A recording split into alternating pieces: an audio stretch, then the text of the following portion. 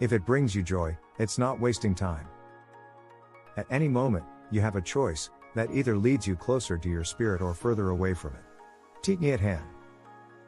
When I was a kid, I wanted to be an Olympic figure skater. Or an artist for Disney. Or maybe a musician.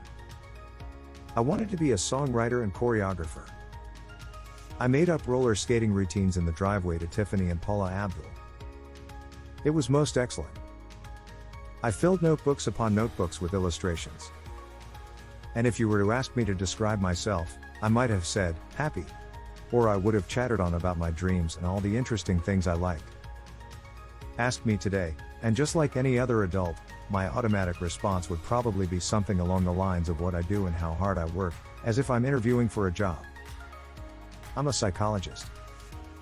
I'm a hard worker. I'm dedicated. Adults aren't always so good at this. Somewhere around junior high, my identity shifted from happy and interested in everything to being studious and serious about everything. Until very recently, I wouldn't have thought to describe myself as joyful, creative, or inquisitive. Whereas I once thought about doing what fed my spirit, I started thinking about earning potential and prestige.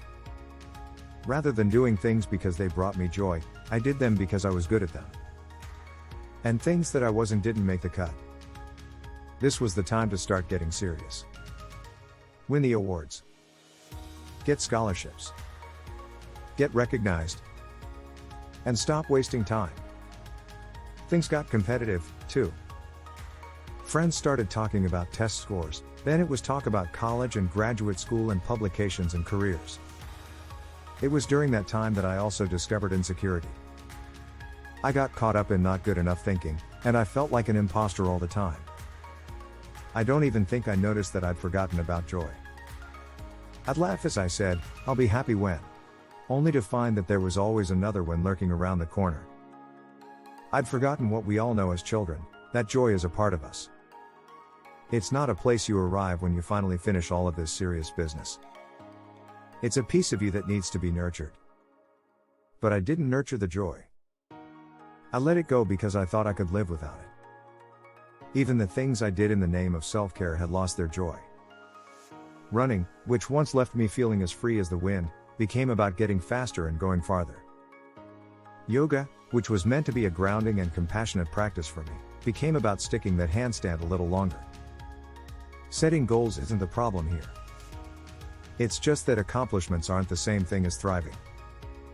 Looking back at all of this, I see that I'd made myself so small, I forgot I was in there at all. Oh, my success more than spoke for itself, but joy? Interests? Excitement? I'd shut them down one by one because I wasn't good enough or because they weren't serious enough. I stopped drawing. I stopped making jewelry. I stopped doing things just because they were enjoyable. And why? Because I thought I could live without them. I did everything you're supposed to do, and I did everything in my power to do it just right. I got into that fancy private school on a full ride, got the PhD, got the license, and got the stable job. And I became so entrenched in this serious, hard worker identity that I forgot about me. I'm truly grateful for the opportunities and privileges and people in my life, but as a human being it felt like something was missing. Maybe those things I'd been living without might have been more necessary than I thought. Little pieces of that happy little girl popped up from time to time, but I'd push them away or turn them into something too perfect. And then one of those pieces shouted at me so loudly I couldn't ignore it any longer. I was sitting on the blue mat in my son's room reading Pete the Cat when it happened. You should do this. Write a children's book. I could almost see myself step outside of my body and look at me in disbelief. Really? You? Write a children's book? I tried to brush it off, but my heart was pounding and I could hardly breathe. I tried to go about my business, thinking this would go away on its own. But it didn't. After a lot of back and forth with myself, I finally mumbled the words to my husband, I think I want to write a children's book. I braced myself for the same look of disbelief I gave myself, but none came. You should do it, he said, apparently not at all surprised. As much as I'd like to say this was some kind of magical transformation, it wasn't. I didn't quit my job and whip out a world-famous, award-winning children's book. But that's not the point of this story anyway. The point is that I found joy again.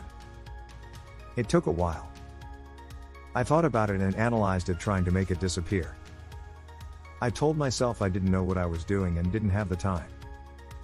The thought stuck with me, though, growing louder and louder until, under the cover of darkness in the early morning hours, I pulled a sheet of paper from the printer, sharpened a pencil, and sat down. Like one of those scenes from a movie when someone who's had amnesia suddenly remembers their entire life, the memories of all the things I thought I could live without came flooding back. Have I really been living without this all this time?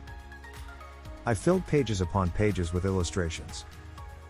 I made up rhymes and stories. And do you know what happened? I didn't just feel joy. I felt free. I could probably go on living without this, but now I see that I don't have to. I didn't need to quit my job. I didn't neglect my children.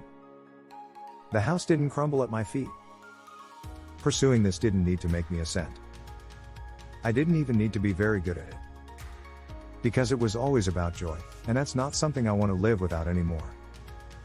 Living with joy doesn't hurt anything. It doesn't diminish your drive or ambition. It doesn't make you less intelligent. And it sure doesn't make you any less important. Living with joy makes you free, and that freedom reminds of everything that is possible. Even the serious things. On the outside, my life probably looks pretty much the same since that night I sat on my son's blue mat, but on the inside, everything is different. Since then, I found that little girl that I didn't even know had gone missing.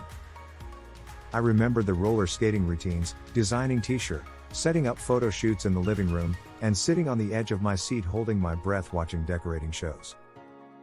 I remembered what it feels like to be happy and excited and inquisitive. And now I get it. Just because you can live without something doesn't mean you have to. What piece of joy have you been telling yourself you can live without? What do you think would happen if you said one day, I don't have to live without this? You can find that joy, even if that little piece of joy has been buried for a long time. To begin, start by saying yes to yourself a little more. Yes to that little spark of curiosity, yes to that little smile that you shrug off, and definitely yes to that burning feeling inside your chest that screams, listen to this. This is joy.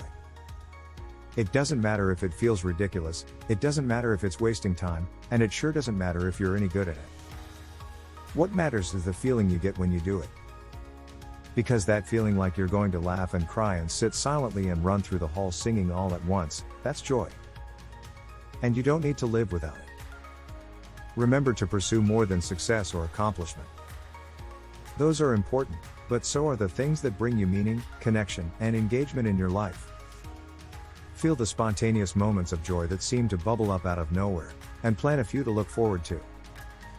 Fill those moments with activities that fill you up. Simply unplugging is not enough when you're after joy. And above all else, do not cancel on yourself. As you do this, stay alert for that voice that says you can live without this.